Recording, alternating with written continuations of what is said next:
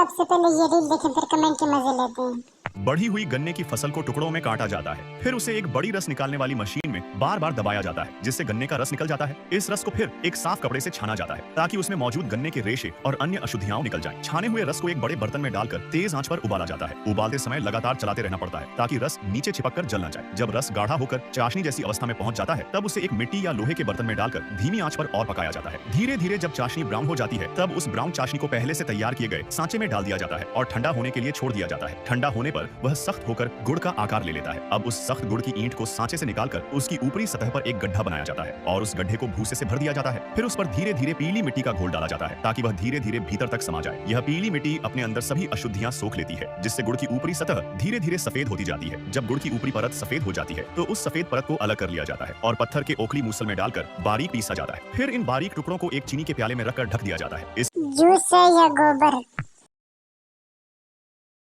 भाई गेट को ठंडा फ्रिज में करना है या रूम टेम्परेचर पर?